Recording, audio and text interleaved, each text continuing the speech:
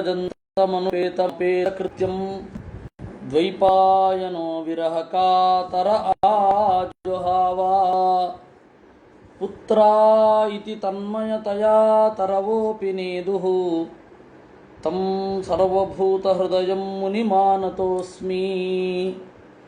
यस्यानुभावमखिलश्रुतिसारमेकम् अध्यात्मदीपमतितितीर्षतां तमोन्धम्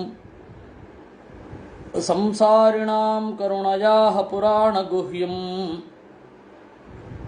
तं व्याससूनुमुपयामि गुरुं मुनीनां। नारायणं नमस्कृत्य नरं चैव नरोत्तमं देवीं सरस्वतीं व्यासं ततो ग्रन्थमुदीरये। मातर्मे मातरिष्वन्न पितरतुलगुरो भ्रातरिष्टाप्तबन्धो स्वामिन् सर्वान्तरात्मन्न जरजरयितर्जन्ममृत्यामयानां गोविन्दे देहि भक्तिं भवति च भगवन्नूर्जितां निर्निमित्तां निर्व्याजां निश्चलां सद्गुणगणबृहतीं शाश्वतीं आश्रया।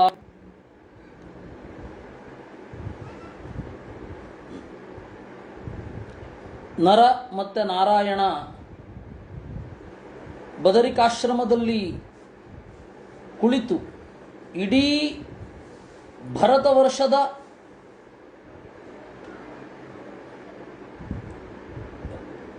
ದೇವತಾ ಪ್ರತಿಮೆಯಾಗಿ ಕಂಗೊಳಿಸ್ತಾ ಇದ್ದಾರೆ. ಅದರಲ್ಲಿ ನರ ದೇವರ ಪ್ರತಿಮೆ, ಸ್ವಯಂ ನಾರಾಯಣ ಇದ್ದಾನೆ. ಈ ನರ ಏನಿದ್ದಾನೆ ಅವನು ಶೇಷ. ನರನ ಒಳಗಡೆ ದೇವರ ವಿಶೇಷವಾದ ಆವೇಶ. ಆ ಅಂತರ್ಯಾಮಿ ರೂಪವನ್ನು ಇಟ್ಟುಕೊಂಡು ನರನನ್ನೂ ನಾರಾಯಣನ ಅವತಾರ ಅಂತ ಹೇಳುವ ವಾಡಿಕೆ ಇದೆ. ವಸ್ತುತಃ ನರ ಶೇಷ, ಶೇಷನ ಒಳಗಡೆ ಪರಮಾತ್ಮನ ರೂಪ ಇದೆ. ಇನ್ನು ನಾರಾಯಣ, ಅವರಿಬ್ಬರು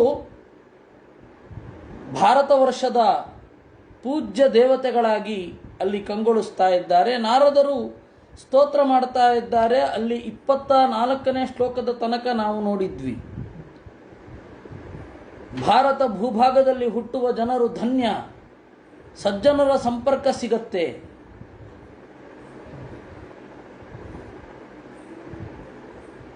ಸಜ್ಜನರ ಸಂಪರ್ಕದಿಂದ ದೇವರ ಗುಣಗಳ ಚಿಂತನೆ ನಡೆಯುತ್ತೆ. ದೇವರ ಗುಣಗಳ ಚಿಂತನೆಯೇ ಆಗದೆ ಹೋದರೆ ಯಜ್ಞ ಮಾಡಿ ಏನು ಪ್ರಯೋಜನ, ವ್ರತ ಮಾಡಿ ಏನು ಪ್ರಯೋಜನ, ತಪಸ್ಸು ಮಾಡಿದ್ರೆ ಏನು ಪ್ರಯೋಜನ ಅಂತ ಹೇಳಿ ಅದರಲ್ಲಿ ಇದೆ. ಅದರ ಅರ್ಥ ಭಕ್ತಿ ಇರಬೇಕು ಅಂತ.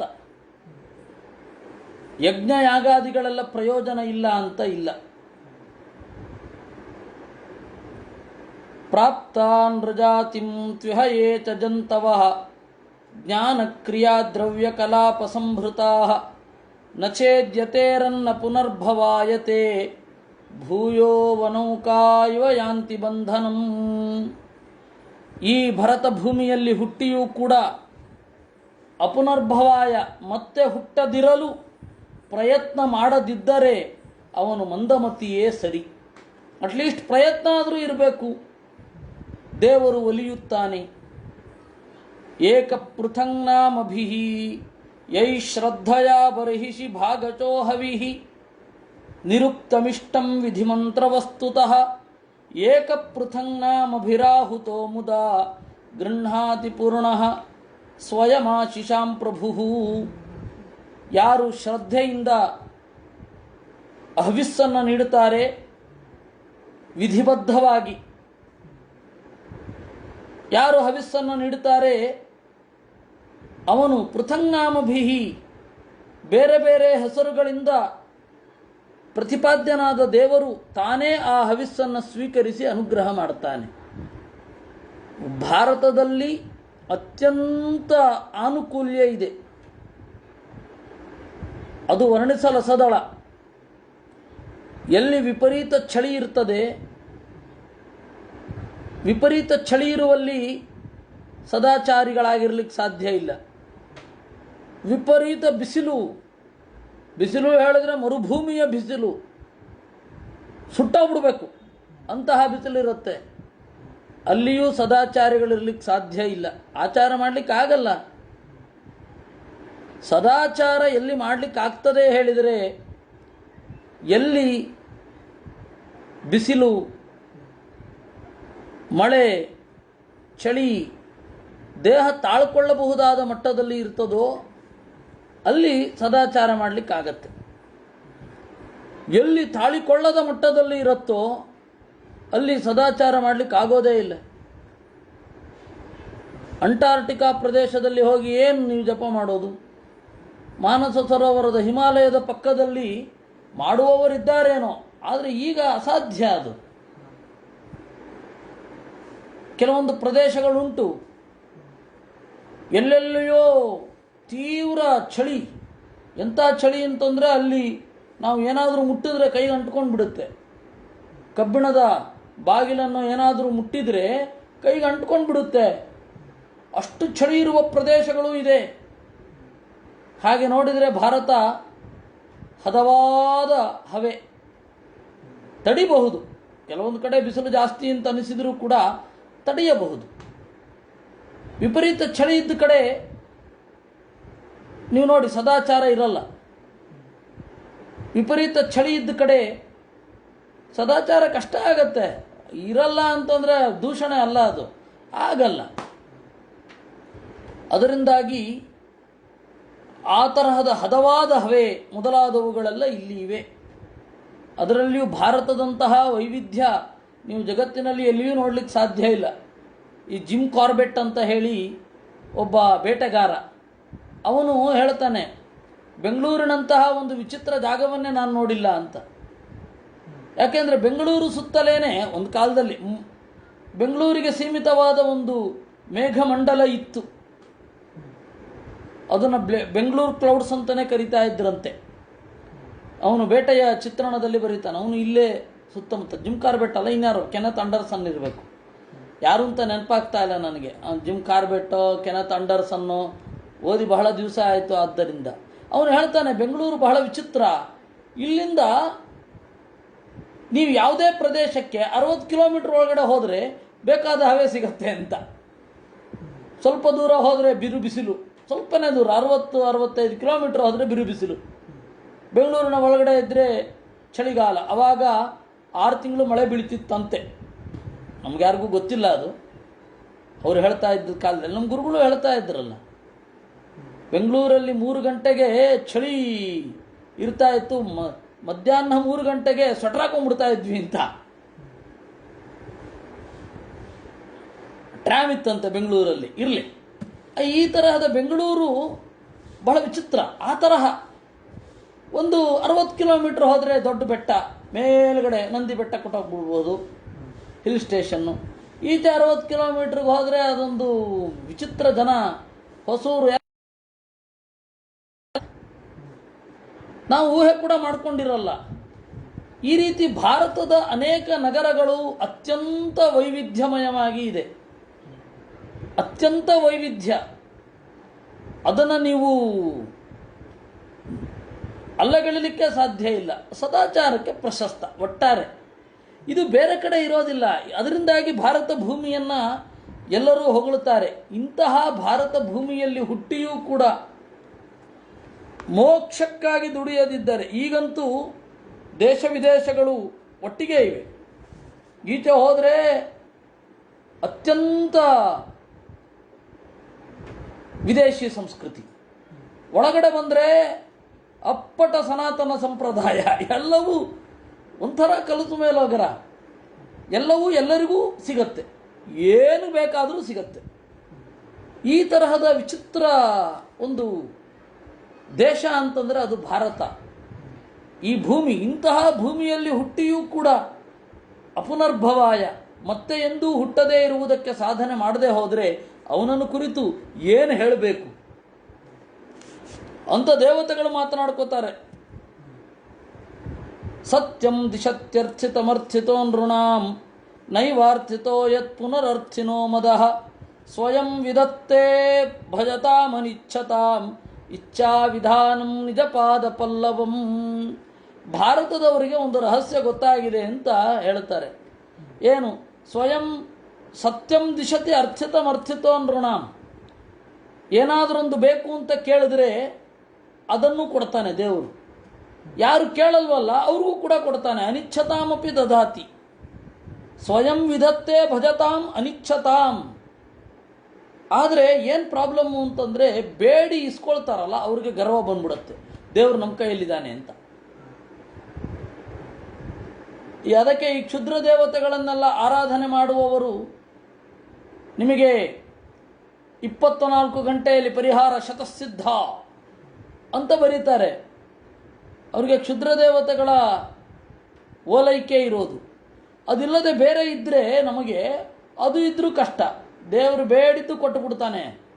ಏನನ್ಕೊಂಡಿದ್ದೀರಾ, ನಾವೊಂದು ಪುರಸ್ಕರಣೆ ಮಾಡಿದ್ರೆ ಆಯಿತು ಅಂತ. ಕೇಳಿದವರಿಗೆ ಸಿದ್ಧಿಸಿದಾಗ ಅದೊಂದು ಮದ ಒಂದು ಎಕ್ಸ್ಟ್ರಾ ಇರುತ್ತೆ. ಯಾರು ಕೇಳೋದಿಲ್ಲ ಅವ್ರಿಗೆ ಸಿಕ್ಕಿರತ್ತಲ್ಲ ಅದು ದೇವರ ಪ್ರಸಾದ ಅಂತ ಅನ್ಕೋತಾರೆ. ಇದೊಂದು ಸಮಸ್ಯೆ ಇದೆ. ಈ ಗುಟ್ಟು ಭಾರತದವರಿಗೆ ಗೊತ್ತಾಗಿದೆ. ಸ್ವಯಂ ವಿಧತ್ತೆ ಭಜತಾಮನಿಚ್ಛತಾಂ ಇಚ್ಛಾ ವಿಧಾನಂ ನಿಜ ಪಾದ ಪಲ್ಲವಂ.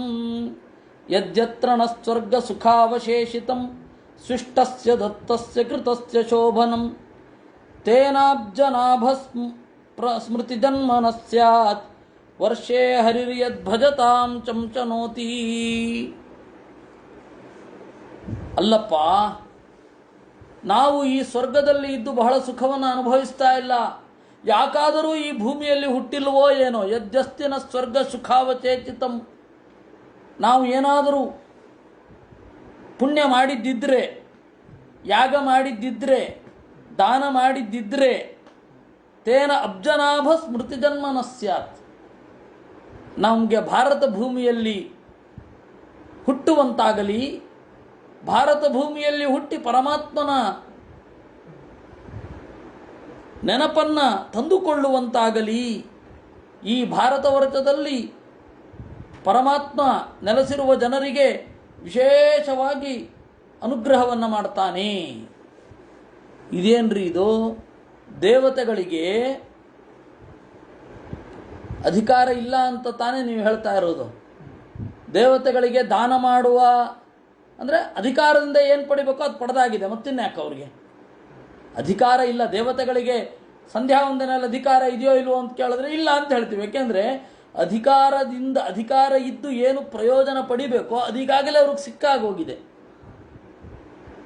ಜೈಮಿನಿಗಳು ದೇವತೆಗಳಿಗೆ ಅಧಿಕಾರ ಇಲ್ಲ ವೇದೋಕ್ತ ಕರ್ಮದಲ್ಲಿ ಅಂತ ಹೇಳಿದ್ದಾರೆ.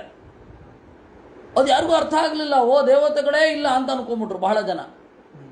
ಆಚಾರ್ಯರು ಹೇಳಿದ್ರು, ಹಾಗಲ್ಲಪ್ಪ ಅದರ ಅರ್ಥ. ಅನುವ್ಯಾಖ್ಯಾನದಲ್ಲಿ ಹಾಗಲ್ಲಪ್ಪ ಅದರ ಅರ್ಥ, ದೇವತೆಗಳಿಗೆ ಅಧಿಕಾರ ಇದ್ದು ಸಾಧನೆ ಮಾಡಿದರೆ ಏನು ಫಲ ಸಿಗಬೇಕೋ ಆ ಫಲ ಸಿಕ್ಕಿಯಾಗಿದೆ ಅಂತ ಅರ್ಥ. ವಿನಃ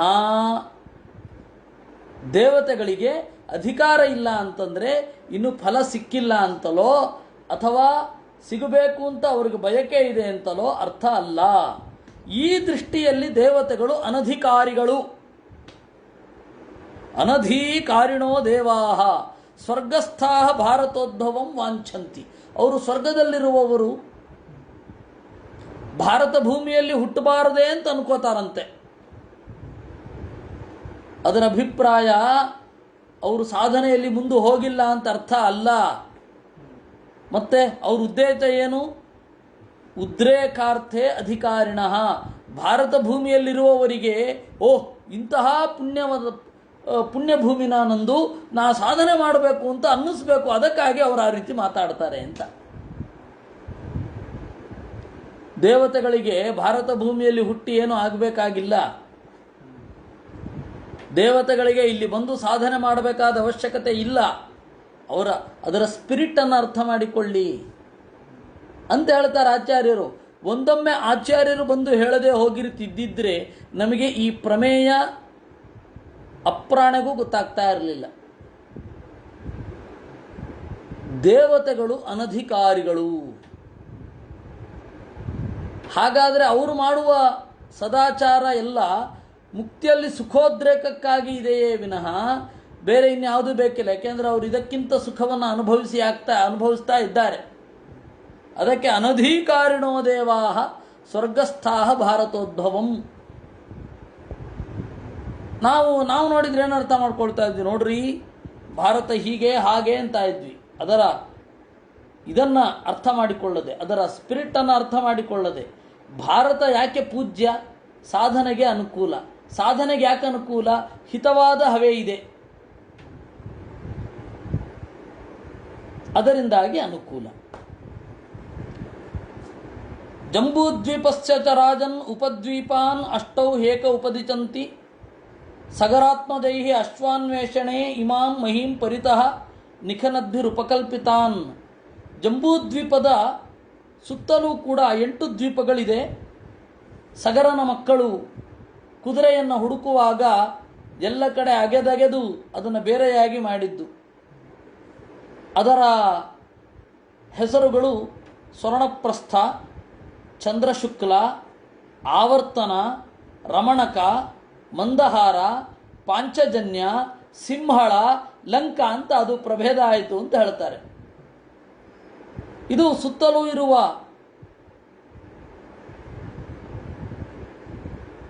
8 ದ್ವೀಪಗಳು.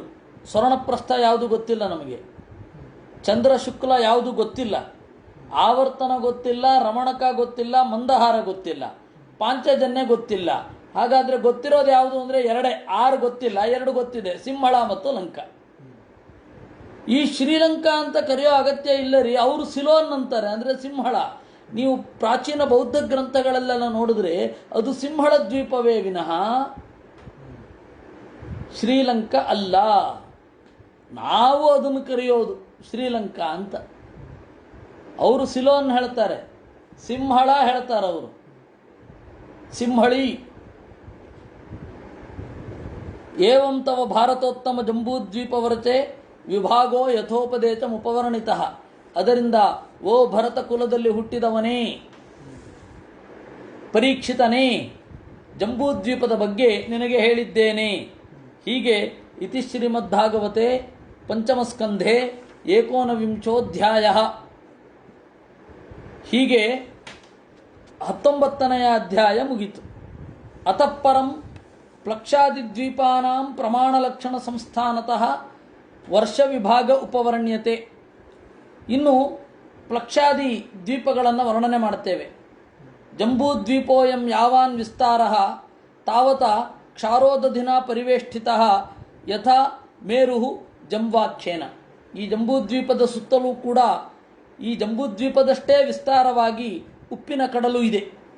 ಲವಣೋದಧಿರಪಿ ತಥೋ ದ್ವಿಗುಣ ವಿಶಾಲೇನ ಪ್ಲಕ್ಷಾಖ್ಯೇನ ಪರಿಕ್ಷಿಪ್ತಃ ಯಥಾ ಪರಿಕಾ ಬಾಹ್ಯೋಪವನೇನ.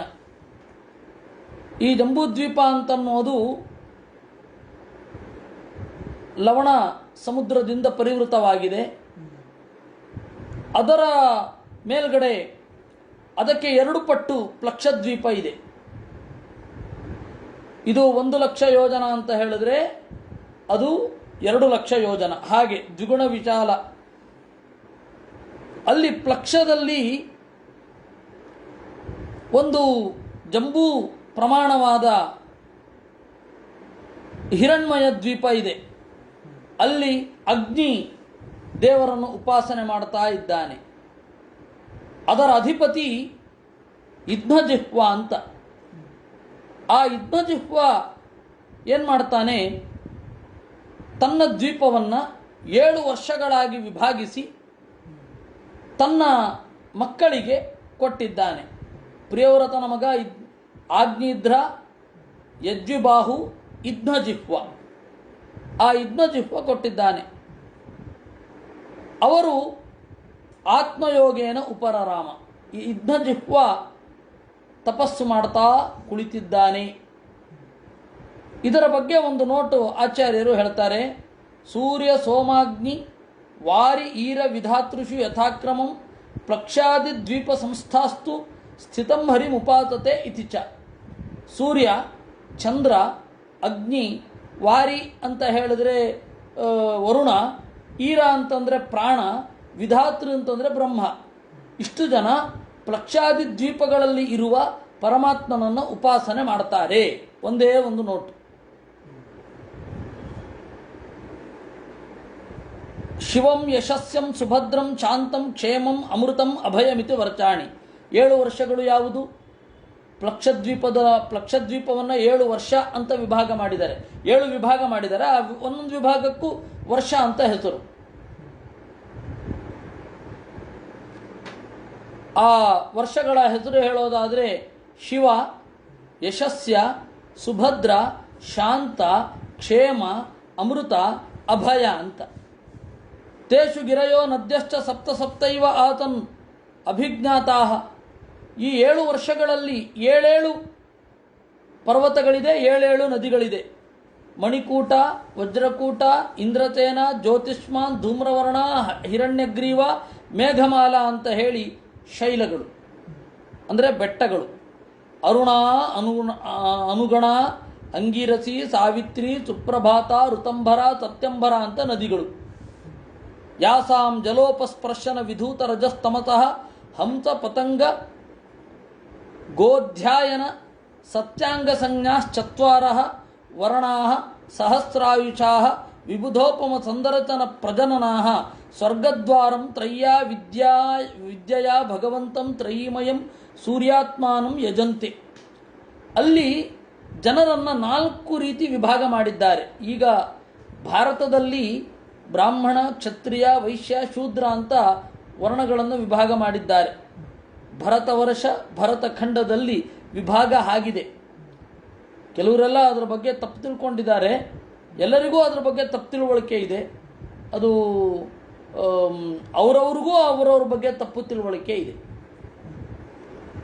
ಒಂದು ಕಾಲದಲ್ಲಿ ಹೊರಗಡೆಯ ಜಾತಿ ಏನಿತ್ತು ಅದೇ ಒಳಗಡೆಯ ವರ್ಣ ಆಗಿತ್ತು. ಈಗ ಅದು ಕಲಸು ಮೇಲೋಗರ ಆಗಿದೆ. ಸ್ವಾಭಾವಿಕೋ ಬ್ರಾಹ್ಮಣಾದಿ ಶಮಾದ್ಯೈರೇವ ಭಿದ್ಯತೆ ಅಂತ. ಹೊರಗಡೆಯ ಜಾತಿ ಏನಿದೆ ಅದು ಸಾಂಕೇತಿಕ, ಒಳಗಡೆ ಇರುವ ವರ್ಣ ಏನಿದೆ ಅದು ಪ್ರಧಾನ. ಅದು ಪ್ರಧಾನ ಅಂತ ಹೇಳಿ 4 ಜನರು ಗೊತ್ತಾಗ್ತಾ ಇಲ್ಲ. 4 ಜನರು ಏನು ಮಾಡಬಹುದು ಅನ್ನೋ ಐಡಿಯಾ ಬರ್ತಾ ಇಲ್ಲ. ಯಾಕೆಂದರೆ ವಿಪರೀತ ಸಂಕೀರ್ಣ ಆಗಿ ಹೋಗಿದೆ. ಇದನ್ನು ಇನ್ನೂ ಸರಿ ಮಾಡಿಸ್ಲಿಕ್ಕಾಗಲ್ಲ, ಸುಮ್ಮನೆ ಇರಬೇಕಷ್ಟೇ. ಹತ್ತಿರ ಬಂದ ಯೋಗ್ಯರನ್ನು ಸೇರಿಸಬೇಕು. ಹತ್ತಿರ ಬಂದ ಯೋಗ್ಯರಿಗೆ ನಮ್ಮನ್ನು ನಾವು ತೋರಿಸ್ಕೊಳ್ಬೇಕು ಅಷ್ಟೇ ವಿನಃ ಇದನ್ನು ಎಲ್ಲಿಯೂ ಪಬ್ಲಿಕ್ಕಲ್ಲಿ ಹೇಳೋ ಹಾಗಿಲ್ಲ, ಎಲ್ಲಿಯೂ ಕೂಡ ಏನು ಮಾಡೋ ಹಾಗಿಲ್ಲ. ಸತ್ಯ ತಿಳಿಯುವಂತಹ ಮನೋಭಾವವೇ ಇಲ್ಲ ಆಗಿ ಹೋಗ್ತಾ ಇದೆ ಎಲ್ಲ ಕಡೆನೂ. ಅದು ಒಂದು ಕಡೆ ಅಂತಲ್ಲ, ಇಡೀ 4 ವರ್ಣಗಳಲ್ಲಿ ಈ ತರಹದ ಕರಪ್ಷನ್ ಬಂದ್ಬಿಟ್ಟಿದೆ. ಭ್ರಷ್ಟರಾಗಿದ್ದೇವೆ. ಈ ಪ್ಲಕ್ಷದ್ವೀಪದಲ್ಲಿ ಈ ವರ್ಣಗಳನ್ನು ಜನರನ್ನು 4 ರೀತಿ ವಿಭಾಗ ಮಾಡಿದ್ದಾರೆ. ಹಂಸ ಅಂದರೆ ಬ್ರಾಹ್ಮಣರ ಜಾತಿಯಲ್ಲಿ ಹಂಸ, ಬ್ರಾಹ್ಮಣ. ಕ್ಷತ್ರಿಯ ವರ್ಣದ ಜಾಗದಲ್ಲಿ ಪತಂಗ ಅಂತಾರೆ. ವೈಶ್ಯವರ್ಣದ ಜಾಗದಲ್ಲಿ ಗೋಧ್ಯಾಯನ ಅಂತಾರೆ. ದೇವರ 4ನೆಯ ಮಕ್ಕಳು ಏನಿದ್ದಾರೆ ಅವರ ಜಾಗದಲ್ಲಿ ಸತ್ಯಾಂಗ ಅಂತ ಕರೀತಾರೆ. ಇವರೆಲ್ಲರೂ ಸಹಸ್ರಾಯುಷಃ 1000 ವರ್ಷ ಆಯುಷ್ಯ ಉಳ್ಳವರು. ಈ ನದಿಯ ನೀರನ್ನು ಕುಡಿದು ರಜೋಗುಣ ತಮೋಗುಣಗಳನ್ನು ಕಳೆದುಕೊಂಡವರು, ದೇವತೆಗಳಂತೆ ಇರುವವರು. ವೇದ ವಿದ್ಯೆಯಿಂದ ಸೂರ್ಯನನ್ನು ಆರಾಧನೆ ಮಾಡ್ತಾರೆ. ಅದನ್ನೇ ಆಚಾರ್ಯರು ಹೇಳಿದರು, ಸೂರ್ಯ ಸೋಮ ಅಗ್ನಿ ವಾರಿ ಈರ ವಿಧಾತೃಚು ಯಥಾಕ್ರಮಂ ಪ್ಲಕ್ಷಾದಿ ದ್ವೀಪ ಸಂಸ್ಥಾಸ್ತು ಸ್ಥಿತಂ ಹರಿಮುಪಾಸತೆ.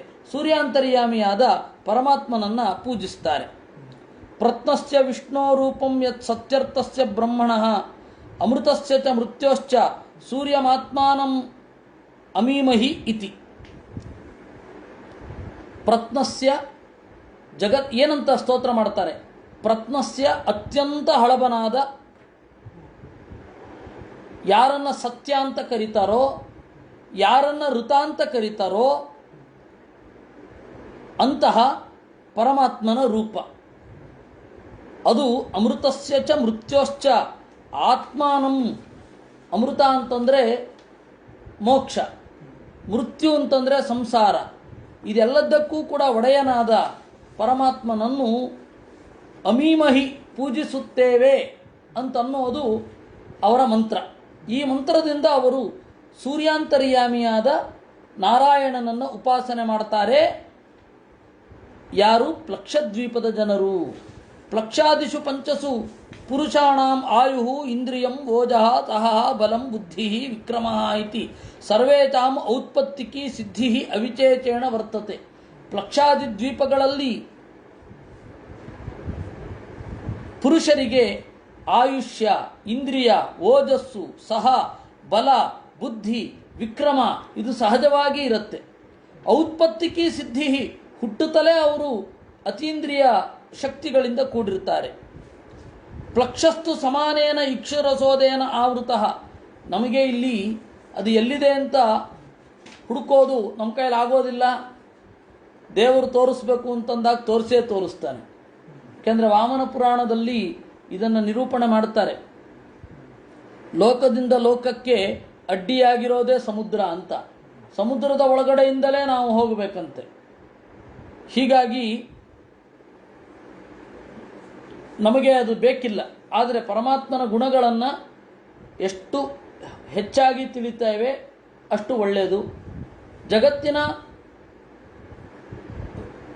ಅಪವಾದ ನಿಯಮಗಳು ಒಂದೇ ರೀತಿಯಾಗಿ ಇಲ್ಲ. ನಾವು ಈ ಲೋಕದಲ್ಲಿ ಏನೇನು ಅಪವಾದ ಏನೇನು ನಿಯಮಗಳನ್ನು ಕಾಣ್ತೇವೆ, ಇಷ್ಟೇ ಅಪವಾದ ನಿಯಮಗಳು ಅನಂತವಾದ ಪ್ರಪಂಚದಲ್ಲಿ ಹೀಗೇ ಇರುತ್ತೆ ಅಂತ ಇಲ್ಲ. ಇದೆಲ್ಲವನ್ನು ಗಮನಿಸತಕ್ಕದ್ದು. ಮತ್ತು ಅಲ್ಲಿ ಜನರ ವಿಭಾಗ ಹೇಗಿರುತ್ತೆ ಆ ವರ್ಷಗಳಲ್ಲಿ, ಇವುಗಳನ್ನು ಅನುಸಂಧಾನ ಮಾಡಿ ದೇವರ ಮಹಿಮೆಯನ್ನು ಚಿಂತನೆ ಮಾಡೋದು ಭಾಗವತದ ವರ್ಷವರ್ಣನೆಯ ಅಥವಾ ಇಡೀ ಭೂಗೋಳ ವರ್ಣನೆಯ ಸಾರ ಉದ್ದೇಶ. ಇನ್ನು ಪ್ಲಕ್ಷಸ್ತು ಸಮಾನೇನ ಇಕ್ಷುರಸೋದೇನ ಆವೃತಃ. ಇಲ್ಲ, ನಾನು ಕಾಣಬೇಕು ಅಂತಿದ್ರೆ ಅದನ್ನು ಪಿಂಡಾಂಡದ ಒಳಗಡೆ ಕಾಣಬಹುದು. ಬ್ರಹ್ಮಾಂಡದ ಈ ತರಹದ್ದೇ ವಿನ್ಯಾಸವನ್ನು ಪಿಂಡಾಂಡದ ಒಳಗಡೆ ಅಂದರೆ ದೇಹದಲ್ಲಿ ಕಾಣಬಹುದು. ಅದಕ್ಕೆ ಆಯುರ್ವೇದ ಮೊದಲಾದ ಗ್ರಂಥಗಳ ಅಧ್ಯಯನ ಬೇಕಾಗತ್ತೆ.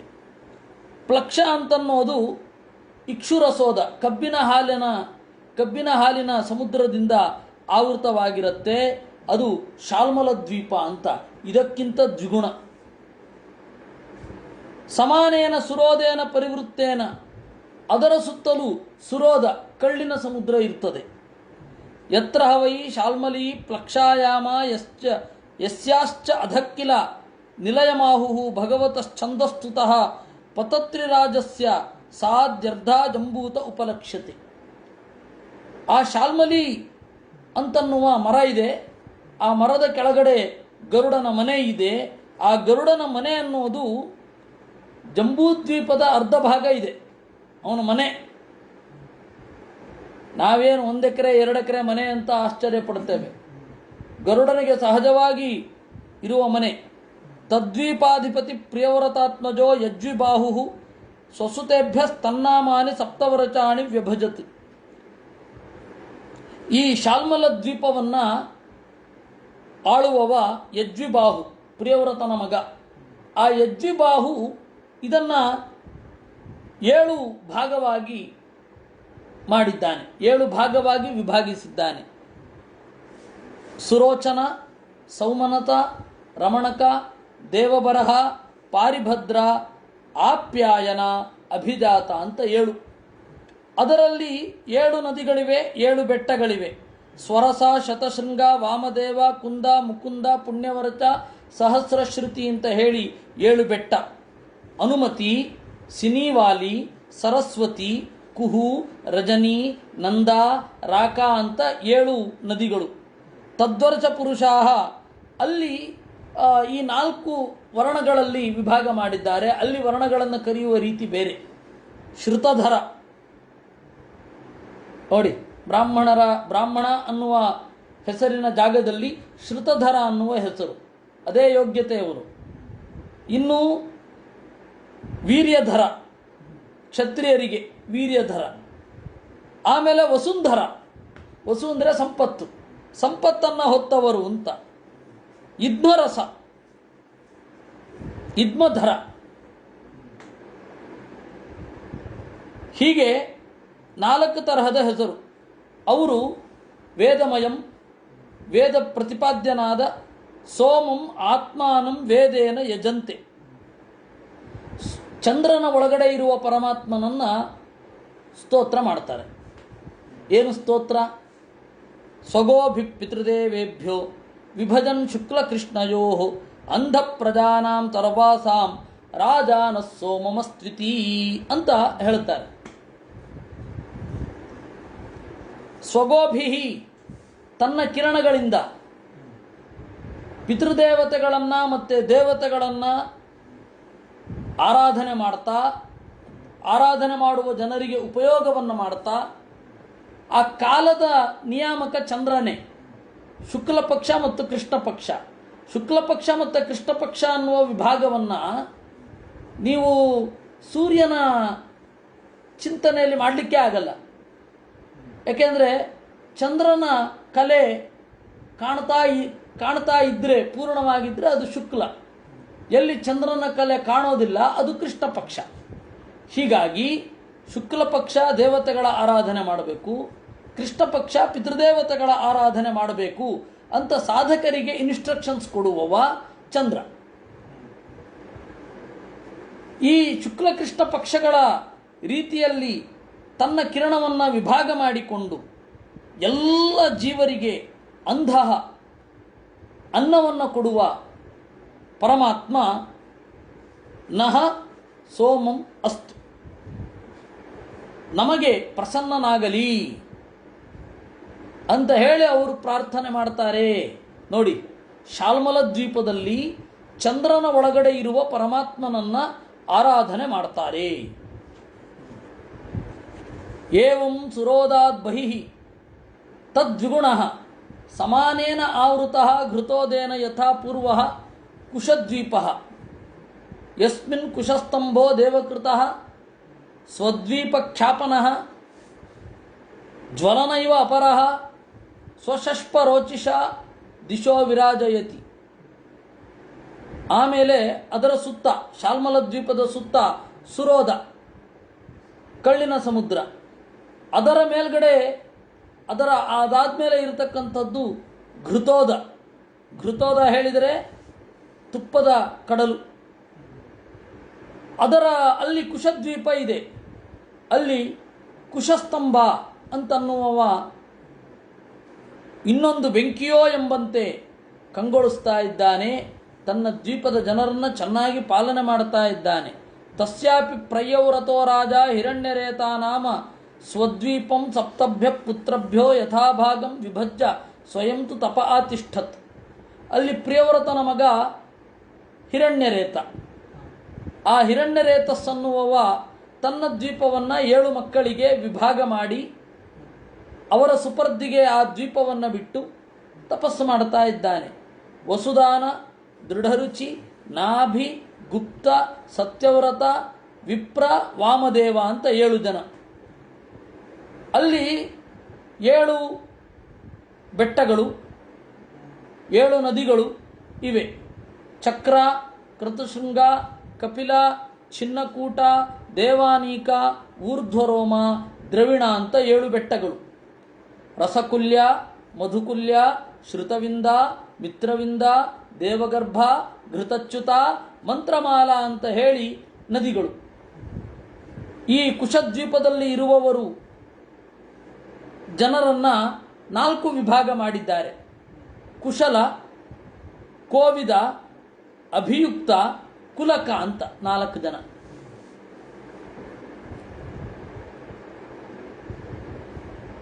ಮೊದಲನೆಯವರು ಕುಶಲ, ಎರಡನೆಯವರು ಕೋವಿದ, 3ನೇ ವಿಭಾಗ ಅಭಿಯುಕ್ತ, ಕುಲಕ. ನೋಡಿ, 4 ಜನರನ್ನು ವಿಭಾಗ ಮಾಡಿದ ರೀತಿ. ಅಲ್ಲಿ ಯಾವ ರೀತಿ ಆಡಳಿತ, ಅಲ್ಲಿಯ ಕರ್ತವ್ಯಗಳೇನು ನಮಗೆ ಗೊತ್ತಿಲ್ಲ.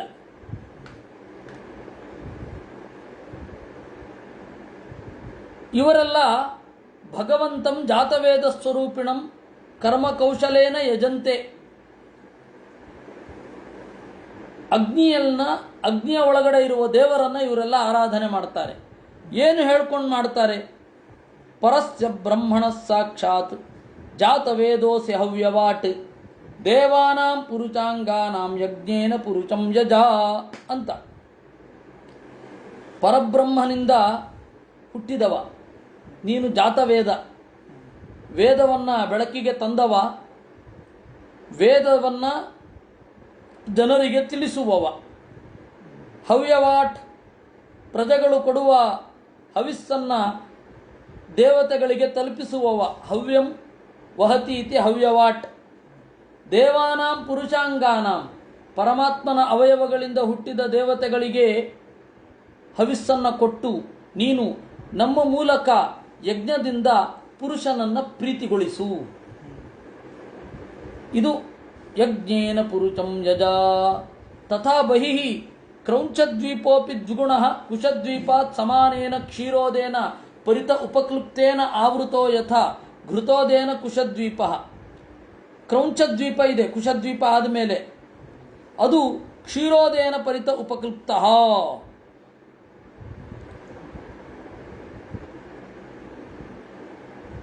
ಹಾಲಿನ ಕಡಲಿನಿಂದ ತುಂಬಿದೆ. ಅಲ್ಲಿ ಕ್ರೌಂಚ ಅಂತ, ಅಲ್ಲಿ ಅಲ್ಲೊಂದು ದ್ವೀಪ ಇದೆ, ಕ್ರೌಂಚ ಅಂತ ಹೇಳಿ ಪರ್ವತ ರಾಜ. ಯೋಸೌ ಗುಹ ಪ್ರಹರಣೋನ್ಮಥಿತ ನಿತಂಬ ಕುಂಜೋಪಿ ಕ್ಷೀರೋದೇನ ಆಸಿಚ್ಯಮಾನೋ ಭಗವತಾ ವರುಣೇನ ಅಭಿಗುಪ್ತ ವಿಭಯೋ ಬಭೂವ. ಅಲ್ಲಿ ವರುಣನ ಮನೆ ಇದೆ, ವರುಣ ಅಲ್ಲಿ ಆಳ್ತಾನೆ, ಅಲ್ಲಿಯ ದೇವತೆ ವರುಣ, ಅಲ್ಲಿಯ ದೇವತಾ ಪ್ರತಿಮೆ. ತಸ್ಮಿನ್ನಪಿ ಪ್ರಿಯವೃತೋ ಘೃತಪೃಷ್ಠೋ ನಾಮ ಅಧಿಪತಿ. ಪ್ರಿಯವ್ರತನ ಮಗ ಘೃತಪೃಷ್ಠ ಅಂತ ಅವನು ಅಧಿಪತಿ. ಅವನು ತನ್ನ ದ್ವೀಪವನ್ನು 7 ವಿಭಾಗ ಮಾಡಿ 7 ಜನ ಮಕ್ಕಳನ್ನು ಇಟ್ಟಿದ್ದಾನೆ. ಎಲ್ಲ 7ರ ಲೆಕ್ಕ. ಇಷ್ಟು ಪರ್ಫೆಕ್ಟಾಗಿ ಸೃಷ್ಟಿಯಾಗಬೇಕು ಅಂತಂದರೆ ದೇವರನ್ನು ಯಾವ ಪರಿ ಅವರು ಉಪಾಸನೆ ಮಾಡಿರಬೇಕು ಲೆಕ್ಕ ಹಾಕಿ.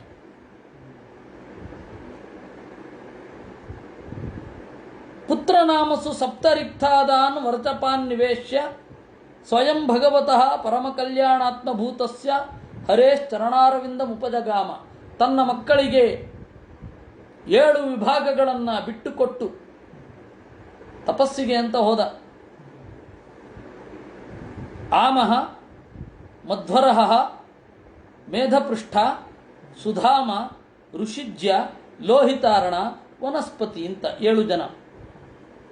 ಈ ಘೃತಪೃಷ್ಠನ ಮಕ್ಕಳೇನಿದ್ದಾರೆ ಅವರೇ ಪರ್ವತಾಭಿಮಾನಿಗಳು. ಶುಕ್ಲ, ವರ್ಧಮಾನ, ಉಪಬರಹಣ, ಉಪಭೋಜನ, ನಂದ, ನಂದನ, ಸರ್ವತೋಭದ್ರ ಅಂತ 7 ಪರ್ವತಗಳು. ಅಭಯ, ಅಮೃತೌಘ, ಆರ್ಯಕ, ತೀರ್ಥವತಿ, ರೂಪವತಿ, ಪವಿತ್ರ, ಶುಕ್ಲ ಅಂತ ಹೇಳಿ 7 ನದಿಗಳು. ಯಾಸ ಮುಂಭ ಪವಿತ್ರ ಮುಪಯುಂಜಾನ ಗುರು ಋಷಭ ದ್ರವಿಣ ದೇವಕ ಸಂಜ್ಞಾ ವರ್ಷಪುರುಷಾ ಅಮ್ಮಯಂ ದೇವಮಪಾಂ ಪೂರ್ಣೇನ ಅಂಜಲಿನ ಯಜಂತೆ. ಅಲ್ಲಿ ಇರುವ ಪುರುಷರನ್ನು 4 ವಿಭಾಗ ಮಾಡಿದ್ದಾರೆ. ಮೊದಲನೆಯವರು ಋಷಭ, 2ನೆಯವರು ದ್ರವಿಣ, 3ನೆಯವರು ದೇವಕ.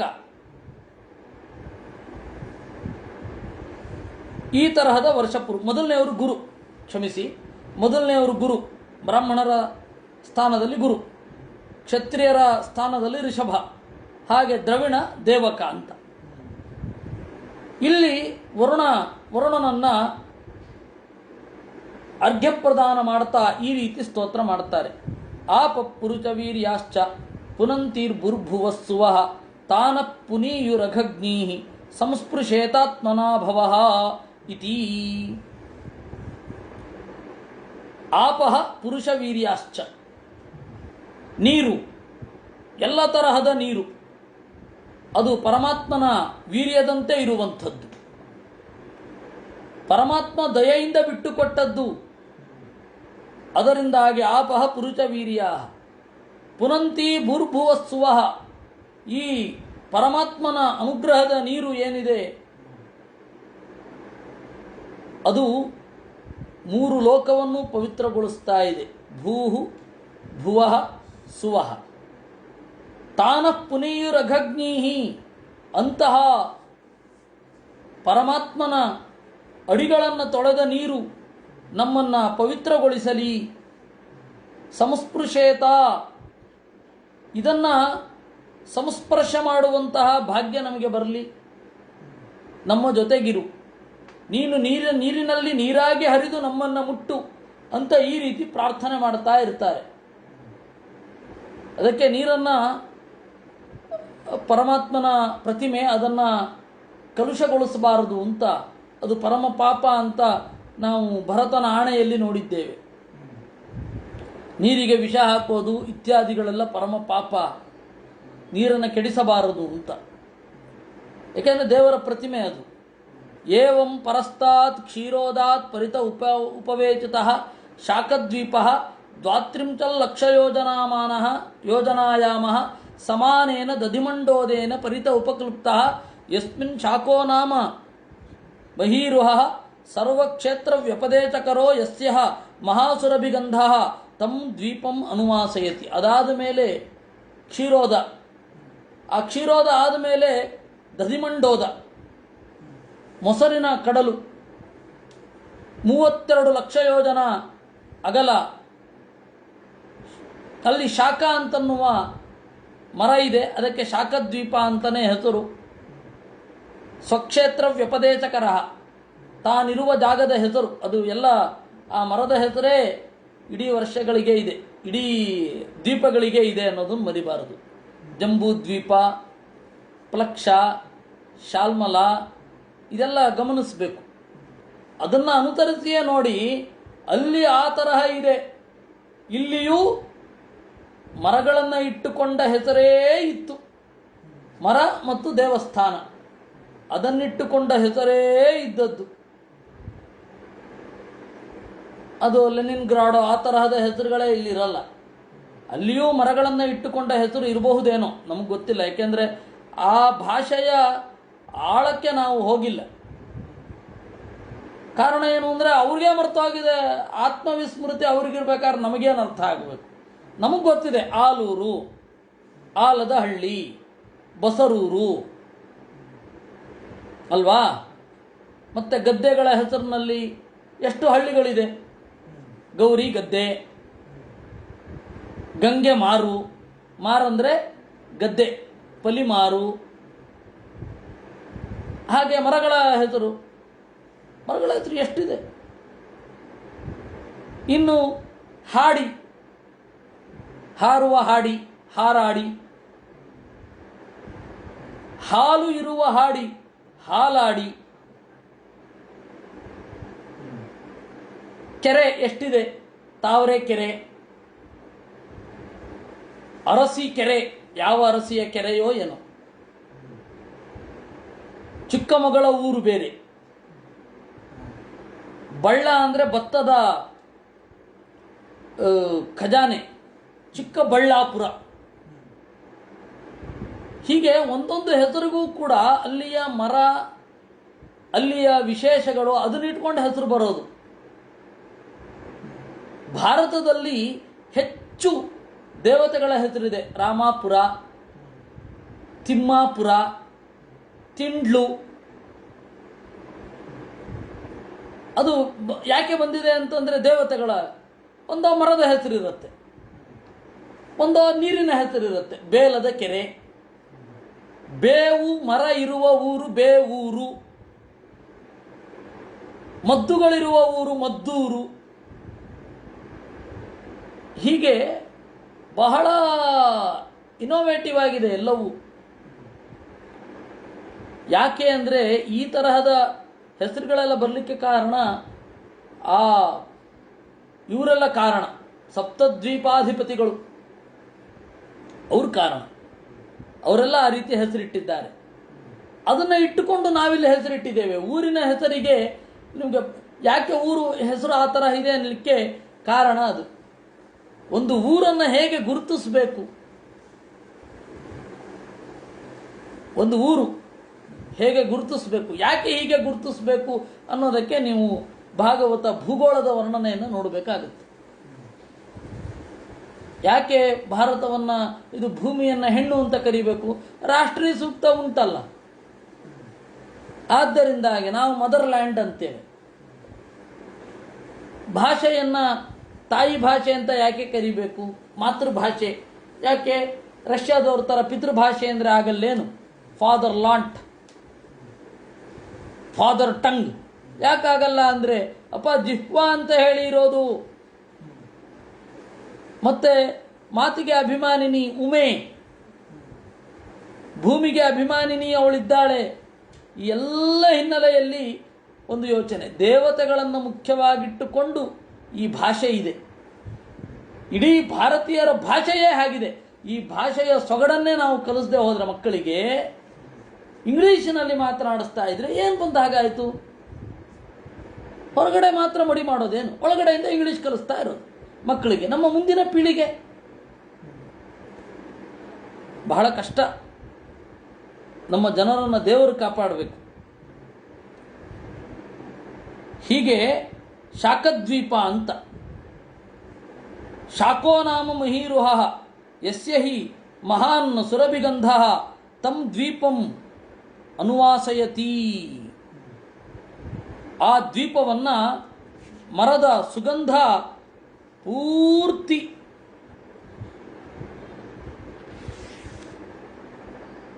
ಪರಿಮಳಭರಿತವನ್ನಾಗಿ ಮಾಡುತ್ತೆ. ಇಲ್ಲಿ 16ನೇ ಅಧ್ಯಾಯದಲ್ಲಿ ಅವತ್ತು ಒಂದು ತಾತ್ಪರ್ಯ ನೋಡಬೇಕಿತ್ತು. ಕೇಳುಗರು, ಈ ಭಾಗವತವನ್ನು ಕೇಳ್ತಾ ಇರುವವರು ಬಹಳ ಅಲರ್ಟ್ ಆಗಿರ್ತಾರೆ. ಅದು ಬಹಳ ಸಂತೋಷದ ಸಂಗತಿ. ಅವರು ಹೇಳಿದ್ರು, ಚೋಡಚ ಅಧ್ಯಾಯ ಒಂದು ತಾತ್ಪರ್ಯ ಬಿಟ್ಟು ಹೋಗಿದೆ. ಅದು ಇಲ್ಲಿ ಹೇಳಬೇಕಾದದ್ದು. ಏನು ಹೇಳ್ತಾರೆ ಆಚಾರ್ಯರು? ಈ ಅಧ್ಯಾಯ ಆದಮೇಲೆ 20ನೇ ಅಧ್ಯಾಯ ಆದಮೇಲೆ ಮತ್ತೆ ವಸ್ತುತಃ 23ನೇ ಅಧ್ಯಾಯ ಆದಮೇಲೆ ಹೇಳಬೇಕು. ಇದು 24 ಅಧ್ಯಾಯಗಳನ್ನು ಒಳಗೊಂಡಿದೆ. 23ನೇ ಅಧ್ಯಾಯ, 20ನೇ ಅಧ್ಯಾಯ, ಆಮೇಲೆ 23ನೇ ಅಧ್ಯಾಯ ಎಲ್ಲ ಆದಮೇಲೆ ಹೇಳಬೇಕು. ಏನು? ಏಕೆಂದರೆ ಇದಿನ್ನೂ ಭೂಗೋಳ ಸ್ವಲ್ಪ ಬಂದಿದೆ. 23ರಲ್ಲಿ ಖಗೋಳ ಬರುತ್ತೆ. ಅದೆಲ್ಲದಕ್ಕೂ ಸೇರಿ ಅವರು ಹೇಳ್ತಾ ಇರೋದು. ಆದರೂ ಒಮ್ಮೆ ಹೇಳಿಬಿಡ್ತಾನೆ, ಆಚಾರ್ಯರ ಭಾಷ್ಯ ಎಷ್ಟು ಬಾರಿ ನೋಡಿದ್ರೆ ಅಷ್ಟು ಏನು ತೊಂದರೆ ಇಲ್ಲ. ಯಥಾ ಭಾಗವತೆ ತೂಕ್ತಂ ಭೌವನಂ ಕೋಶಲಕ್ಷಣಂ. ಮಧ್ವಾಚಾರ್ಯರು ಹೇಳಿದ್ರು, ಭಾಗವತದಲ್ಲಿ ಬೇರೆ ಬೇರೆ ಪುರಾಣಗಳಲ್ಲಿ ಬೇರೆ ಬೇರೆ ತರಹದ ಕೋಶಲಕ್ಷಣ ಇದೆ. ವಿಷ್ಣು ಪುರಾಣದಲ್ಲುಂಟು, ಮಹಾಭಾರತದಲ್ಲಿ ಭೀಷ್ಮ ಪರ್ವದಲ್ಲಿದೆ ರೀ ಭುವನ ಕೋಶ ವರ್ಣನೆ ಇದೆ. ತಸ್ಯಾವಿರೋಧತೋ ಯೋಜ್ಯಂ ಸರ್ವಗ್ರಂಥಾಂತರ ಸ್ಥಿತಂ. ಭಾಗವತವನ್ನು ಪ್ರಧಾನವಾಗಿಟ್ಟುಕೊಂಡು ಅದಕ್ಕೆ ಅವಿರುದ್ಧವಾಗಿ ಉಳಿದ ಕಡೆ ತಿರುಗಿಸ್ಬೇಕು, ಉಳಿದ ಕಡೆ ನೋಡಬೇಕು. ನಾವೊಂದು ಶ್ಲೋಕವನ್ನು ಪದೇ ಪದೇ ನೀವು ಕೇಳಿರ್ತೀರ. ಭಾಗವತದ ಮೊದಲನೆಯ ಶ್ಲೋಕದಲ್ಲಿ ಆಚಾರ್ಯರು ಒಂದು ವ್ಯಾಖ್ಯಾನ ಬರೆದಿದ್ದಾರೆ. ಅರ್ಥೋಯಂ ಬ್ರಹ್ಮಸೂತ್ರಾಣ ಭಾರತಾರ್ಥ ವಿನಿರ್ಣಯ ಅಂತ. ಪ್ರಾಯ ಪ್ರತಿಯೊಬ್ಬರ ಬಾಯಲ್ಲಿಯೂ ಕೇಳಿಯೇ ಇರ್ತೀರ. ಅದಕ್ಕೆ ನಾನು ಒಂದು ಕಡೆ ಈ ರೀತಿ ಅರ್ಥ ಮಾಡಿದ್ದೆ. ಭಾರತದ ಅರ್ಥ ನಿರ್ಣಯವೂ ಭಾಗವತದಿಂದ ಆಗತ್ತೆ. ಐತಿಹಾಸಿಕವಾಗಿ ಭಾಗವತದ ಘಟನಾ ನಿರ್ಣಯ ಭಾರತದಿಂದ ಆಗತ್ತೆ. ಅದರಿಂದಾಗಿ ಭಾರತದ ಅರ್ಥ ನಿರ್ಣಯ, ಭಾರತದಿಂದ ಅರ್ಥ ನಿರ್ಣಯ, ಎರಡೂ ಅರ್ಥಗಳು ಇಲ್ಲಿ ಕೂಡುತ್ತೆ ಅಂತ. ಆದರೆ ಅದು ಬಹಳ ಜನರಿಗೆ ಇಷ್ಟ ಆಗಲಿಲ್ಲ. ಯಾಕೆಂದರೆ ವ್ಯಾಖ್ಯಾನದಲ್ಲಿಲ್ವಲ್ಲ. ಅವರು ಇವತ್ತು ಯಾರೋ ಕೇಳಿದ್ರು, ಫೋನ್ ಮಾಡಿದ್ದವರು, ನೀವು ಭಾಗವತಕ್ಕೆ ವ್ಯಾಖ್ಯಾನಗಳನ್ನು ಓದಿದ್ದೀರಾ ಅಂತ. ಓದಿ ಬಿಟ್ಬಿಟ್ಟಿದ್ದೀನಿ. ಏಕೆಂದರೆ ಯಾವ ವ್ಯಾಖ್ಯಾನವೂ ನನಗೆ ತೃಪ್ತಿ ಕೊಡಲಿಲ್ಲ ತಾತ್ಪರ್ಯದಷ್ಟು. ಅದರಿಂದಾಗಿ ಓದೋದೇ ಬಿಟ್ಟಿದ್ದೀನಿ ವ್ಯಾಖ್ಯಾನಗಳನ್ನು. ಭಾಗವತ ಮೂಲ ಮತ್ತು ತಾತ್ಪರ್ಯ ಎರಡನ್ನು ನೋಡ್ತಾ ಖುಷಿಯಾಗಿದ್ದೇನೆ. ಈ ಖುಷಿಯ ಮುಂದೆ ಅದು ಬೇಡ ಅಂತ ಹೇಳಿದೆ ನಾನು. ಸಾಕು ಇಷ್ಟು.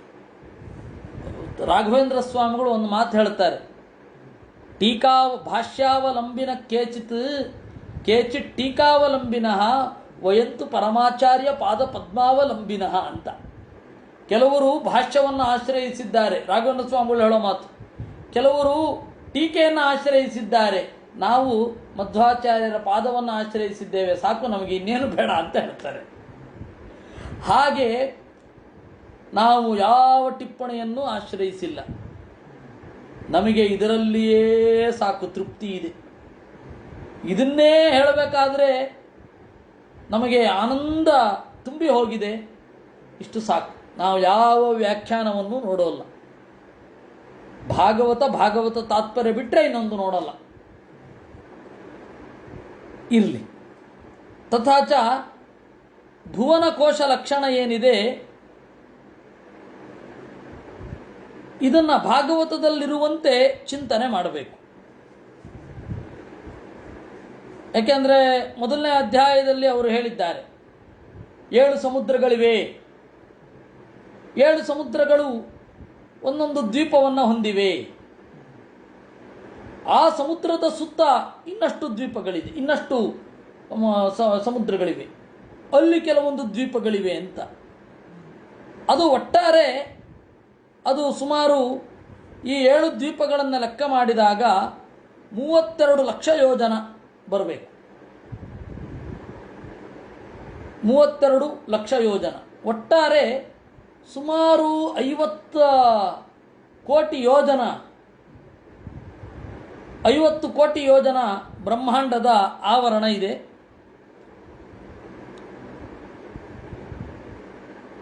ಅದಕ್ಕೆ ಬೇರೆ ಗ್ರಂಥಗಳನ್ನು ಭಾಗವತಕ್ಕೆ ಅನುಗುಣವಾಗಿ ಅರ್ಥ ಮಾಡಿಕೊಳ್ಬೇಕು. ಯಥಾ ಭಾಗವತೆ ತೂಕ್ತಂ ಭೌವನಂ ಕೋಶಲಕ್ಷಣಂ ತಸ್ಯ ಅವಿರೋಧತೋ ಯೋಜ್ಯಂ ಸರ್ವಗ್ರಂಥಾಂತರ ಸ್ಥಿತಂ ಮಂಡೋದೆ ಪೂರಣಂ ಚೈವ ವ್ಯತ್ಯಾಸಂ ಕ್ಷೀರಸಾಗರೆ ರಾಹು ಸೋಮ ರವೀಣಾಂಚ ಮಂಡಲ ದ್ವಿಗುಣೋಕ್ತಿತಾಂ ವಿನೈವ ಸರ್ವಮುನ್ನೇಯಂ ಯೋಜನಾ ಭೇದತೋತ್ರತು ಇತಿ ಬ್ರಹ್ಮಾಂಡೇ ಅಂತ ಹೇಳಿದ್ದಾರೆ. ಈ ಪರಿಷ್ಕಾರವನ್ನು ನಾವು ನಾಳೆ ನೋಡೋಣ ಅಂತ ಹೇಳ್ತಾ ಇವತ್ತಿನ ಚಿಂತನೆಯನ್ನು ನಾವು ಮುಗಿಸೋಣ. ಕೃಷ್ಣಾರ್ಪಣಮಸ್ತು. ನಾಳೆ ಇದರ ವಿಸ್ತಾರ ಇರುತ್ತೆ. ಅನೇನ ಭಾವಿ ಯತ್ ಪುಣ್ಯಂ ತದಾಪ್ನೋತು ಪಿತಾ ಮಮ. ಕೃಷ್ಣಾರ್ಪಣಮಸ್ತು.